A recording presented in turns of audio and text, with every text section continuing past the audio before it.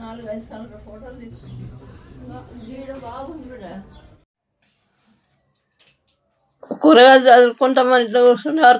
ఇక్కడ ఆల్మారి మీద పడితే చూసుకున్నాం బిడ్డ, దెబ్బ దెబ్బ అక్కడ ఉరికినాము అందరము. చిన్న పిల్లలు నమ్మిట మాకు ఇంట్లో ఎన్నిసార్లు ఫోన్లు తీసుకుపోయారు, ఎట్లా చేస్తాం, అది చేస్తాం, ఇది చేస్తాం అని. నా ఇంట్లో ఘోరం జరిగేది ఉండు బిడ్డ. ఎంత మస్తు ఇదైతే మార్కెట్ పోయి మా అమ్మ మా మదర్ కూరగాయలు తీసుకొని వచ్చారు. కూరగాయలు చదివే టైంలో ఫ్రిడ్జ్ లో పెట్టే మూమెంట్ లో సడన్ గా పడిపోయినాయి. 9:30 టైంలో అదృష్టం బాగుండి వాళ్ళు సడన్ గా జరిగిపోయారు. అదే వేరే పొజిషన్ ఉంటే మా ఇంట్లో ఇంత నరకం ఉంటుండడం మా బాధలు మాత్రం. దయచేసి సార్ మీరు అందరూ పట్టించుకొని ఇవన్నీ సమస్యలు పరిష్కారం చేయాలని కోరుతున్నాను సార్. గతంలో 2 times బీఆర్ఎస్ ప్రభుత్వం ఉన్నప్పుడు కూడా 2 times సర్వే చేయించిన అని గత బీఆర్ఎస్ ప్రభుత్వం నుంచి ఉన్న మినిస్టర్ గారు చెప్పడం జరిగింది. మళ్ళీ డబ్బులు ఎక్కడ వెళ్ళాయని మేము అడుగుతున్నాము. ఇప్పుడు కూడా ప్రజెంట్ ఎమ్మెల్యేగా ఉన్నాడు కాబట్టి తన ఫండ్ నుంచి అని పబ్లిక్కి ఏదైతే ప్రాబ్లమ్స్ ఉన్నాయో అది వచ్చి చేపియాలని మేము హెచ్చరిక ఇస్తున్నాము. ఇంకోటి, ఎవరైతే బేగంపేట డివిజన్ నుంచి కార్పొరేటర్ గారు ఉన్నారో తన దృష్టిలో కూడా ఈ ఎన్నోసార్లు ఈ విశేషాలను తీసుకొని వెళ్ళాము. కానీ తను ఎలాంటి యాక్షన్ అనేటిది చేపియలేదు. ఇలానే ఉండి ఎన్బిటి నగర్లో మళ్ళీ ఇప్పుడు ఎలక్షన్లు వస్తున్నాయి అని మళ్ళీ వచ్చి ఓట్లు అడిగినప్పుడు ప్రజలు అనేటిది కరెక్ట్గా గుణపాఠం అనేటిది చెప్తారు. మళ్ళా ఈడ ఏం ముఖం పెట్టుకొని వస్తారో మేము చూస్తాము.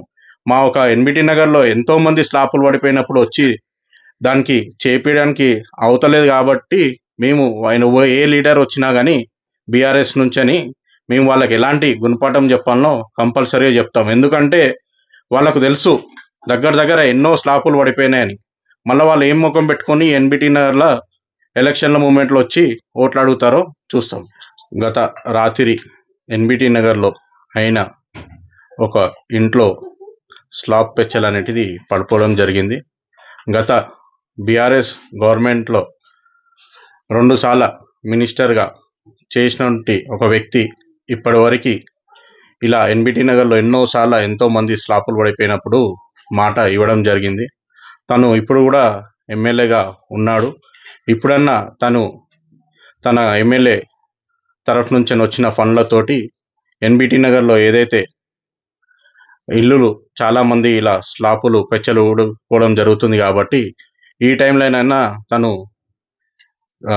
కళ్ళు తెరిచి కంపల్సరీగా ప్రతి ఒక్కళ్ళ బీదలది ఇలా ప్రాబ్లం ఉంటుంది కాబట్టి కంపల్సరీగా తన ఎమ్మెల్యే ఫండ్ నుంచి కంపల్సరీగా చేపియాలని నా ఒక మనవి. అలానే తను 2 సార్లు మినిస్టర్ ఉన్నప్పుడు కూడా 2 times సర్వే చేపించడం జరిగింది. ఇలా వీళ్ళు ఒక్కోళ్ళదే కాదు, దగ్గర ఒక 150 ఇల్లుల వరకు కూడా గతంలో పడిపోవడం జరిగింది. ఎలక్షన్ల టైంలో వచ్చి మాట ఇచ్చి వెళ్తారు, కానీ ఎప్పుడు ఎలాంటి పబ్లిక్కి సర్వీస్ అనేటిది ఇవ్వలేదు. పెద్ద మాటలు మాట్లాడడానికి వస్తుంది కానీ పబ్లిక్కి ఓట్లు వచ్చి అడిగేటప్పుడు వేయించుకుంటారు, తర్వాత వచ్చి ఒక పని కూడా పబ్లిక్కి చేయరు. మొన్న కేసీఆర్ బర్త్డే రోజేమో స్పీచ్ ఇచ్చేసేమో మేము అది చేసేస్తాం ఇది చేసేస్తాం రేవంత్ రెడ్డిని అని పెద్ద మాటలు మాట్లాడుతారు. అది చేసడం ఇది చేసడం కాదు, ఫస్ట్ పబ్లిక్కి ఏదైతే సర్వీస్ చేయాలి అది చేసి చూపించాలని ఈ మీడియా ముందు నేను హెచ్చరిక చేస్తున్నాను.